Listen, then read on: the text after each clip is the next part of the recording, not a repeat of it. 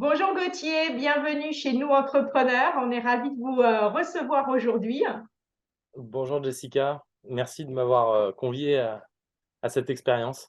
Avec grand plaisir. En tout cas, on est ravis de vous accueillir. Alors, est-ce que vous pouvez nous expliquer un petit peu ce que vous faites et depuis combien de temps vous faites ça? Alors chez Grip, on fait de la refabrication de pièces détachées, en particulier pour l'automobile, et on fait ça depuis 5 ans. D'accord. Et alors, donc, comment vous êtes venu cette idée de le faire? Enfin, c'est quoi votre parcours? Alors c'est assez simple, hein, c'est à la base un métier de passion, hein, pour la voiture Ah, ancienne. ça c'est sûr. Donc Vous on- êtes, ouais, vous aviez cette passion déjà? c'est ça, tout à fait. Donc j'étais associé à la création avec un autre passionné et on avait tous les 2 des voitures de collection, on avait tous les 2 des difficultés à trouver certaines pièces. Et donc plutôt que de s'embêter à chercher pendant des mois avant de trouver les pièces et puis parfois trouver des pièces mais hors de prix, on s'est dit: «Bah, pourquoi pas les refabriquer nous-mêmes?» Donc en fait, c'est comme ça que le projet est né. D'accord.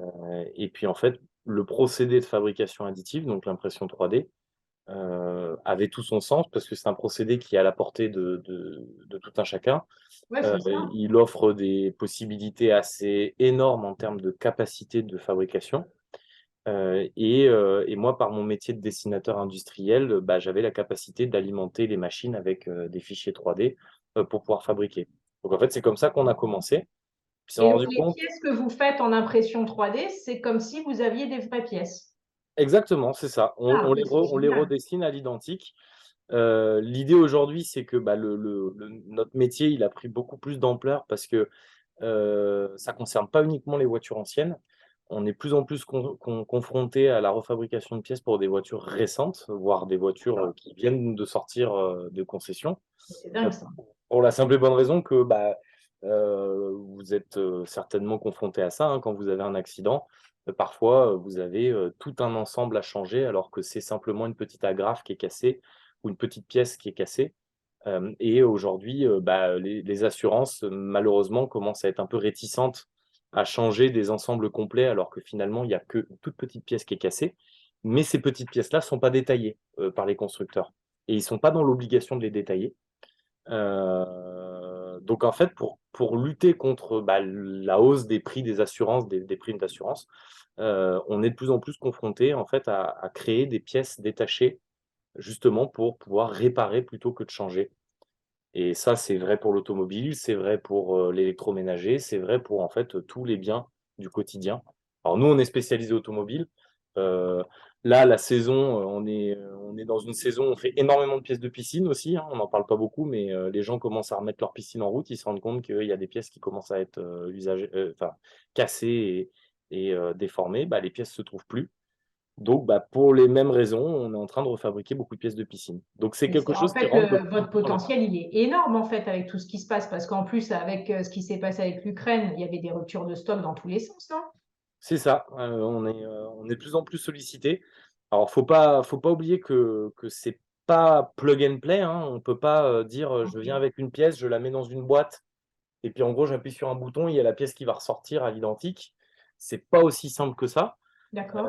Il y a tout un travail de dessin. Donc, le dessin, c'est à la main, on dessine à l'ordinateur la pièce, ou alors de scan 3D. Donc là, c'est pareil, le scanner 3D, c'est pas comme un scanner de papier. On pose sa feuille, on appuie sur un bouton, ça la photocopie.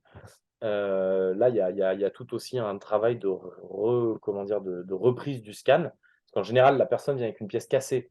Donc le scan, lui, il reproduit une pièce cassée. D'accord. Donc il faut la reconstruire, il faut la refaire et tout Ouais. ça, c'est du travail de technicien ou d'ingénierie qui a Ah ouais, sur clairement. l'ordinateur.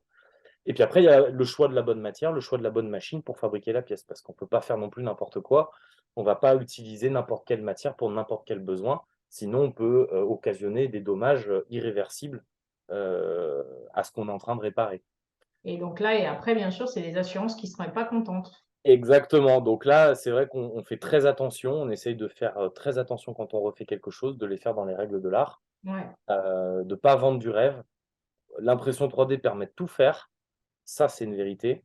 Par contre, il faut toujours le faire avec beaucoup de prudence et de mesure, et pas se dire que c'est, entre guillemets, «donné», si vous voulez. On pourra tout faire, mais parfois ça vaudra pas forcément le coup.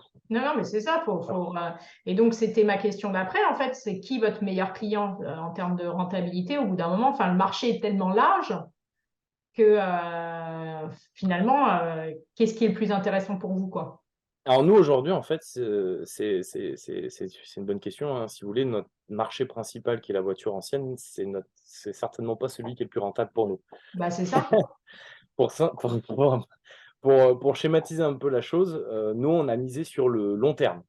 C'est-à-dire que, on s'est bien rendu compte que le travail de dessin, le travail de scan, le travail de prototypage, ça prend beaucoup de temps. Et malheureusement, la personne, quand elle vient nous voir, elle a juste besoin de sa pièce une fois. Mm, mm. Donc en fait, payer tout ce travail qu'on fait nous en amont, C'est évident, ouais, c'est pas elle a pas rentable. envie. Elle a clairement pas Ouais. envie et ça la dégoûte tout de suite. Donc on s'est dit: «Eh ben ça, on va le prendre en charge nous. On va le financer». Donc on va faire un pari. C'est-à-dire, on va se dire: «On va prendre tous ces travaux de dessin à notre charge. Mhm. Par contre, on va alimenter une base de données». Donc aujourd'hui, on a une base de données de plus de 2000 pièces automobiles qu'on a D'accord. dessinées et qu'on met en vente sur internet. Et l'idée, c'est que derrière, on les met à disposition Ah, de la totalité des gens dans le monde entier qui auraient besoin de ces pièces-là. c'est génial, c'est une super Donc une idée. pièce, voilà, une pièce qu'on a fait une 1re fois, vous voyez, ça c'est une pièce de plage arrière, ça c'est un pommeau de vitesse. On l'a fait une fois pour le premier client. Le premier client, on a perdu beaucoup d'argent parce qu'on lui a vendu que sa pièce, Ouais, d'accord? Donc tout le temps qu'on y a passé, on l'a pas ouais. vendu. Par contre, on va imaginer que potentiellement cette pièce-là, on va la vendre 10, 15, 20, 30 fois pour pouvoir amortir ce temps passé. Et Donc alors, donc, pour être rentable, il faudrait avoir des dizaines de milliers de pièces sur notre catalogue. Aujourd'hui, on en a 2000. Donc aujourd'hui, on n'est pas rentable avec la pièce auto. Donc là où on est rentable, c'est quand on vend notre travail d'études et ça, c'est sur des projets beaucoup plus industriels, qu'on fait pour l'aéronautique, notamment pour le ah, naval. ouais. Donc là, on travaille pour des clients, vraiment plus, industriels où là, on va faire des projets beaucoup plus, importants en termes d'envergure, de démonstrateurs, de pièces finies, de première monte.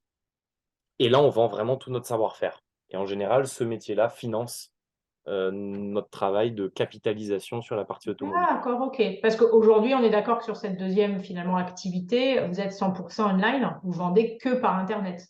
Sur les pièces automobiles? Ouais, Oui, tout à fait, ouais. ouais, ok, d'accord. Et donc Pièces finalement, aujourd'hui, vous prospectez plus dans l'aéronautique et où là, vous pouvez faire entrer du cash tout de suite.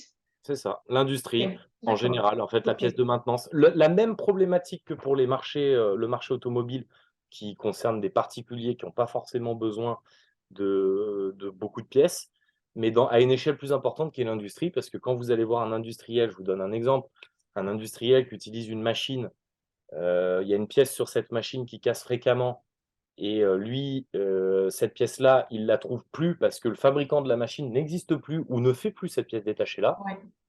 Bah, travailler avec nous, ça a du sens parce que, on va lui refaire, mais nous, on sait que déjà rien qu'avec lui, on va la faire Là, peut-être des ça dizaines va et être des dizaines de rentable. fois. Oui, puis ça va Voilà. être rentable. Et puis il a les moyens. C'est pas comme un particulier, quoi. Bah, c'est ça, lui, il va être Ouais, conscient de l'intérêt que ça a de payer l'étude, il va être conscient de l'intérêt que ça a d'en acheter peut-être un peu plus de bien sûr, quantité, bien sûr. parce que lui, il a intérêt à maintenir son matériel. Donc en fait, c'est aujourd'hui ça qui finance l'autre activité. Alors l'autre activité aujourd'hui, je dis qu'elle est pas rentable. Disons qu'elle est pas rentable seule. Elle est Oui, oui, j'ai compris. complémentaire, les 2 Ouais. sont complémentaires. On pourrait pas faire l'une sans l'autre. Voilà. Ok, j'entends. Alors, quel est votre plus grand apprentissage depuis que vous êtes chef d'entreprise? Le management, Vous avez combien de salariés aujourd'hui? j'en ai 5 Ok. et c'est vrai que, bah, ça s'apprend enfin, à mes yeux, ça s'apprend sur le tas, quoi, hein. Enfin, enfin, moi, j'ai jamais imaginé jusqu'à présent, enfin, j'ai que 30 ans, j'ai jamais imaginé jusqu'à présent pouvoir un jour, comment dire? Être confronté à des problématiques dans lesquelles parfois je suis, où, une attitude avec quelqu'un, fonctionne et pour autant elle fonctionnera pas avec, une autre personne. Mhm. Alors on peut se dire: «Oui, mais c'est évident, dans l'amitié, c'est pareil, parfois, on peut pas plaire à tout le monde et tout ça, mais dans l'amitié, c'est un peu différent parce qu'en fait, en général, on est entouré des gens qui nous Oui, ressemblent. puis on se choisit, quoi, entre guillemets. Voilà. Dans l'entrepreneuriat, j'ai envie de dire, même si on se choisit aussi, mine de rien, Ouais. le Bah, salarié on se connaît choisit pas son. vraiment, hein. Voilà, le Si ce n'est salarié la choisit. période d'essai qui est souvent trop courte pour se rendre compte, et puis elle est souvent faussée en plus. Donc, Ouais, puis c'est très délicat parce que on ouais. a beau se choisir mutuellement, je pense que c'est un choix autant du salarié que Ah, du bien chef sûr. Ouais, d'entreprise. ouais, ouais. Mine de rien, il y a toujours cette nuance à avoir parce que, bah, parfois, ça se passe très bien entre nous, puis ça va pas se passer très bien entre l'équipe, ou alors, ça se passe très bien entre nous, mais le job convient pas forcément.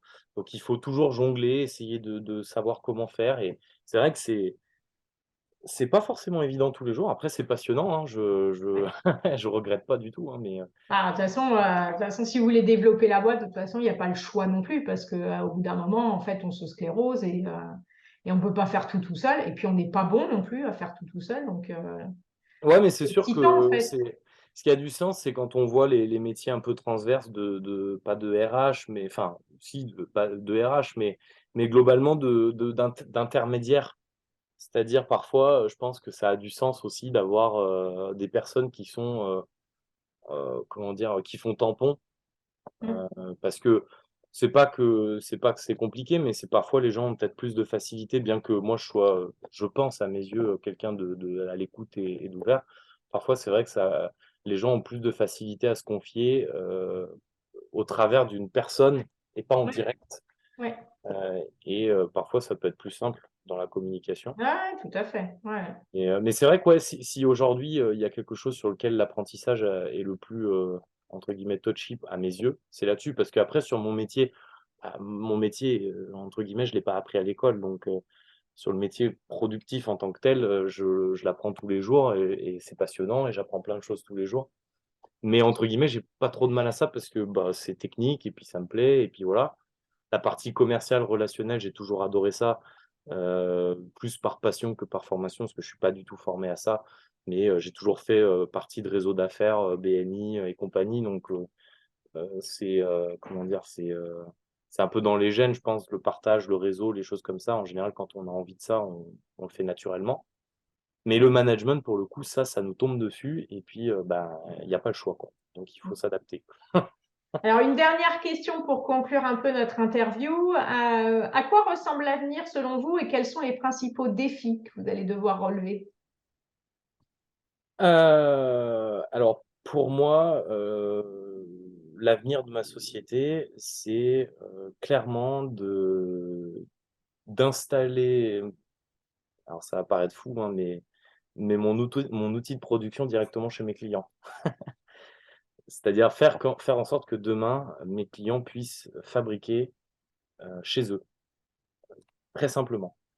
C'est que moi je continuerai à alimenter, mon catalogue, je continuerai à alimenter ma banque de données, mais que demain, mes clients, qu'ils soient industriels ou même simples artisans, dans la restauration de voitures, aient la capacité d'avoir, en fait, un outil de fabrication directement chez eux, avec le catalogue GRIP et puissent produire directement ce que nous, on a conçu chez eux et réduire du coup, les délais, réduire les transports, avoir un impact, carbone finalement encore plus bas parce que finalement, il y aura plus du tout de logistique à part celle de, la data qu'on enverrait, dans les différents catalogues, quoi. Ouais. Alors, en tout cas, c'est une belle vision parce qu'il y a un côté transformation quelque part du marché quelque part.